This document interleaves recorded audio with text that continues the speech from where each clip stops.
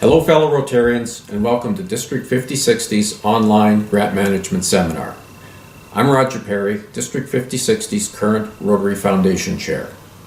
Based on previous grant management seminars and after consulting with the Governor's Council as well as the best practices of other districts, and a special appreciation goes out to Marty Hellman in District 7780 for all her help in getting this up and running, as well as our very own Peter Schultz, we have come up with this online grant management seminar.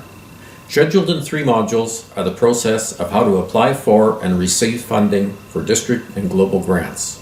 Although the previous seminars were helpful, the geographics of our district made it difficult for some clubs to attend a grant management seminar and complete this training, hence a new and exciting addition. This ensures Rotarians in our district can take these courses on your own schedule and at your own computer. This module is the first of 3 online grant management seminars to be started in the 2016-17 Rotary year. By registering and completing all 3 modules, you'll not only learn more about foundation grants, you will also help your club complete the recommended annual requirement for 2 members to take the course, and one of those members should be the grant writer. Of course, if a member of your club prefers to take the seminar in person, or if you have a specific question in mind and want to talk live to a member of the Foundation Committee, you'll be able to take the seminar in a classroom setting whenever and wherever it can be scheduled. The choice is going to be yours. Just contact the Foundation Chair for a schedule. Now let's get started with this Module 1. In this module, we're going to explain the purpose of the Rotary Foundation and Foundation grants. We'll learn how the Rotary Foundation is funded and learn how the district decides how to spend its foundation funding, called district designated funds, and to understand the differences and similarities between the 2 kinds of Rotary Foundation grants, district grants and global grants. We'll also learn how Rotary clubs can participate in Rotary Foundation grant making. The Rotary Foundation is subject to the laws of the state of Illinois, and as such, it is the charitable action called a 501c3 that we were able to fund all the good work of Rotary beyond the club level. And it's important to remember that it's entirely funded by your donations, not by district or RI dues. The Rotary Foundation is important because the grant making that we can do through it puts a face on the work of Rotary, and services why people join Rotary and stay in Rotary. Here is another reason we don't talk quite so often about, and that is involvement in the grants have shown to improve club participation as well as to lead to increased Rotary Foundation giving. Past District Governor Michael McGovern and Rotary Foundation Trustee Vice Chair and past Rotary International President from District 7780 said, and I quote, "Grant making is the essence of Rotary. Through Rotary Foundation grants, Rotarians are changing lives around the world and creating fellowship opportunities at home. I encourage all clubs to get involved in a global and district grant. Remember, the life you change may be your own." Unquote. Every year your club president and people like me at the district level ask Rotarians to give to the Rotary Foundation. We're talking typically about giving to the annual fund, which supports the humanitarian grant making we're talking about now. And all Rotarians are asked to give as much as they think appropriate to give, and maybe just a little bit more. And donors are thanked at each level of giving. And every Rotarian every year is the campaign to ask every Rotarian to give at least something annually. A sustaining member is a Rotarian who also give at least $100 every year. I think we all know that a Paul Harris Fellow is someone who gives $1,000 over a lifetime, and a Paul Harris Society member is someone who pledges to give $1,000 annually. That all goes to the World Fund, and it is the World Fund that supports the grants we're talking about in this seminar. There are 2 other funds within the Rotary Foundation. One we all know is Polio Plus, and those donations are spent immediately because we are in the last months, really, until polio is eradicated worldwide, so that as soon as the funds come in, they are spent. And the other group of money with the Rotary Foundation is the Endowment Fund. Earnings off the Endowment Fund support the World Fund, and they also are funding mechanisms for the Rotary Peace Centers. So the endowment fund is a very important use of our Rotary Foundation funds now as well as the future. But we're talking about grant making in this module, and grant making is done via the World Fund.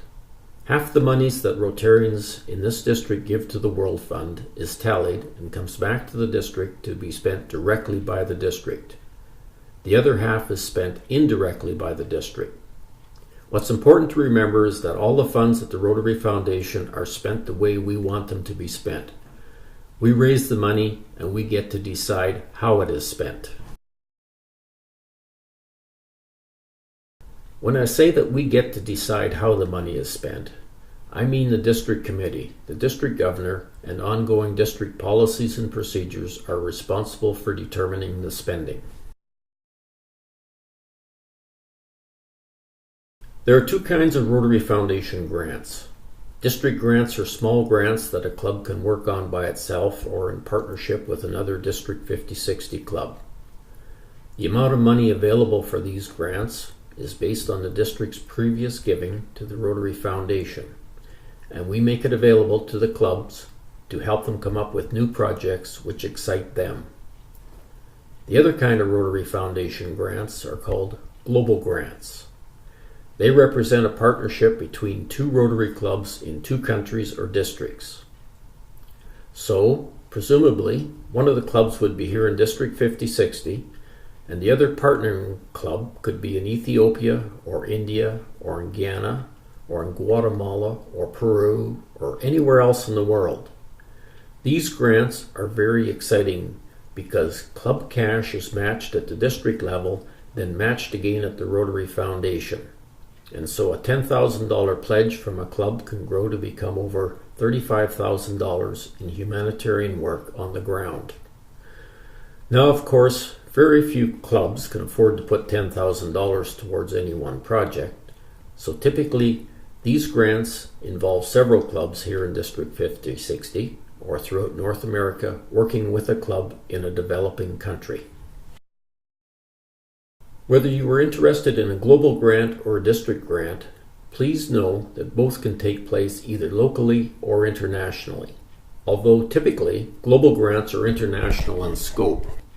It is very important that these grants fall within the guidelines of one of Rotary's 6 areas of focus, and we will learn more about these later.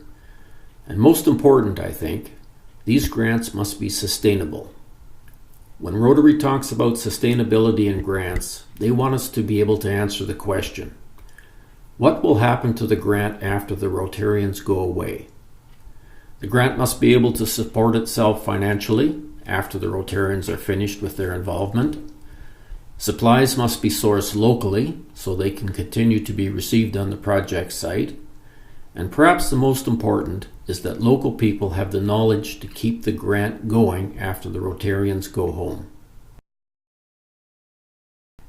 Both global grants and district grants involve matches from the district, and in the case of global grants, also from the Rotary Foundation. And both require that the clubs involved have reporting and financial management criteria in place, which we will discuss later. And in the case of Canadians and Canadian clubs, additional funding is available from the federal government through the Rotary Foundation Canada site. As I mentioned, all grants must fall within one of Rotary's 6 areas of focus, and these areas of focus are literacy and education, clean water and sanitation, maternal and child health, disease prevention and treatment, economic and community development, peace and conflict resolution. And it is very important to read the Rotary Foundation's area of focus policy statements and make sure your project fits within one of these categories. For example, Rotary defines maternal and child health as working with children under the age of 5.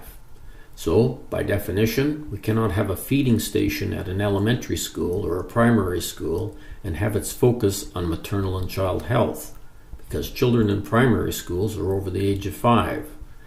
That may seem simplistic, but it is important to follow all the rules in order to get these grants funded. So a feeding station at a primary school probably would come under education and literacy, since a well-fed child is probably going to learn better than a hungry child. Global grants and district grants are different in many ways.